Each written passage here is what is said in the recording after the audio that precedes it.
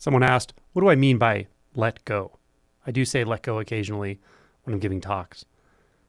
Well, first of all, I want to say that anytime I use a phrase like let go or most phrases, I don't necessarily want to give a precise, exact definition that you can hold in your cognitive framework and then always use that definition when you hear that terminology, because that can just solidify the cognitive framework, essentially. Now, I also don't want to be purposely vague. There are terms that I do pretty precisely define. But most importantly, when you're listening to a talk, whether it's by me or anyone else, that has to do with this kind of pointing to your true nature, pointing beyond concept, I think it's most important to hear what's being said in context. Also, to feel into what's being said more than listen and try to understand it and try to put it within your own frames of reference that are based on past information, past experience with non-dual teachers, etc.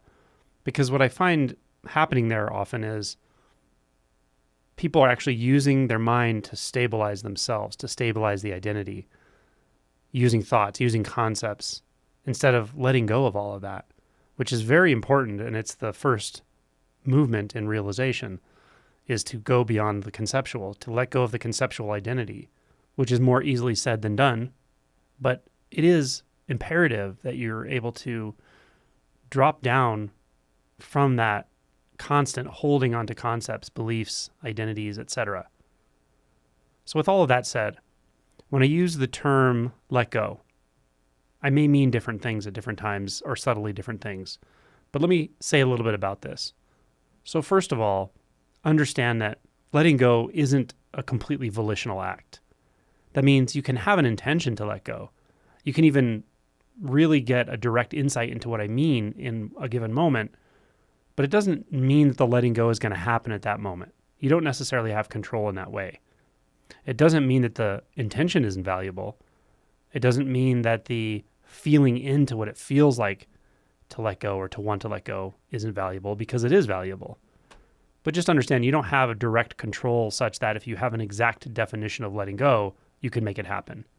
And that's probably what's behind the question, the idea that, well, if I could learn exactly what you mean by letting go, then I could do it. I could put into effect letting go and then get something out of that. That's not how this works, though, right?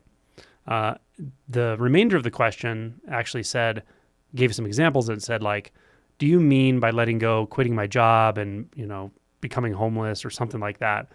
And the answer to that is no, not at all. That's not what I mean by letting go. That's not letting go. That's taking some action. That's actually planning a future that looks different than the future that you might have now, or looks different than the living situation you have now. That's trying to do something to cause realization to occur or something like that. That's not letting go. And then the other example given was, do you mean walking around telling people there's no one here, there's nothing to do, and all that, which I thought was funny. No, I don't suggest you walk around telling people that or anything else. This isn't about adopting a view at all. It's not about learning a couple of sentences and then just sort of saying them to your friends when they talk about spirituality. That's not awakening. That's not insight. That's just learning a new way to talk to people. It's learning a new set of principles and then trying to apply those principles. Even if those principles are kind of iconoclastic or very different than the usual things we talk about, doesn't mean that they are realization, right? Also, doing that is not letting go. That's more like holding on to a view and then trying to get other people into complicity with the view or something. So just to be clear, those examples you gave, that's not what I mean by letting go. So what is letting go? What is letting go? Well, I've already alluded to it. It's a paradox if you're really oriented to wanting a definition, right? I don't mean to be particularly slippery here, but it's true. If your mind is really wanting a definition of letting go, there's a complete irony in the fact that what I'm really telling you to do is let go of that. Let go of the tendency to make a definition out of it. Let go of the tendency to make a definition out of yourself. Let go of the tendency to define everything. Let go of the tendency to constantly try to reprocess who and what you are with your thoughts, to defend who and what you are with your thoughts and speech and even actions. Let go of that. That's what I'm talking about. But there's more to it, right? Because why would you let go of that? Even if you know what I mean by let go of all of that, first of all, why would you want to? And second of all, how can you, right? Well, first, let me address the why would you? Well, you have to come to a place where you realize it doesn't work. You have to come to a place of failure, really. That's why another word for this is surrender. You have to come to a place of realizing that, like, trying to put together life in the way you insist it looks, you insist it goes, you insist that it is, the world and yourself and others, insisting that it's actually existing out there in the way that your predispositions, your ideas, your beliefs, your overlays suggest that it is. Seeing that doesn't work. Not only does it not work, it feels horrible. That's suffering, right? That's the first noble truth of Buddhism, for instance. Life is dukkha. Life is unsatisfactory as we normally experience it. That's the first step of realization, is a kind of deep authenticity with our own suffering. Realizing that that doesn't work. Defining yourself and defining the world into oblivion just doesn't get you anywhere except for more definitions. Now, as I've said many times, this kind of thinking and analysis and comparison and judgment, all of that, it has value in the relative world, for sure. It can be rewarded by a lot of means. So it can be rewarded financially, it can be rewarded with success and clout and validation and successful projects and everything that comes with that, for sure. So I'm not against problem solving and I'm not against logic, but that's just not what we're talking about here. This is not that realm. Using those tools in this realm will not serve you, and they'll just bind you back up into thought, into the mind. So letting go of all of that. Why? Because you see that it doesn't work, that it's fundamentally unsatisfying. Now, there is something satisfying about having definitions. I'm not saying it's completely unsatisfying.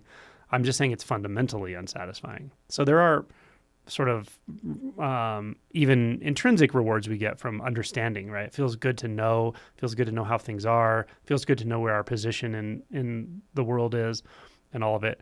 But again, if you feel deeply into it, you'll see that all of those times that you've convinced yourself that who you are, what you are, where you are is clear to you, that you know the answer to all those questions, and that it's never really been deeply satisfying. That's the key. It's seeing that this does not deliver the goods. That's the key to the whole thing. Then the why is there. Then there's the reason you want to let go. So then the means and the how of letting go, that's not in the scope of this video, but I have tons of videos on that. And if you're interested in that, you can go to my playlist called Awakening Approaches, perhaps a one-pointed approach or self-inquiry. There's many ways to approach it. But the key is understanding that without the conceptual definition, you can feel into what I'm actually pointing to when I talk about letting go. And the why is because all of that holding on is suffering. It's so uncomfortable, fundamentally uncomfortable. And then the how is a little bit different for everyone. And even then, you can't force the hand of reality, but you can damn well put effort in. Now, that sometimes leads to putting out in so much effort that you kind of exhaust yourself and you move beyond the efforting one, the seeking one. That's one way to wake up too. So there's a lot of ways that this can happen, that this can play out, and there's no exact right one except for the right one for you. So hopefully that's helpful.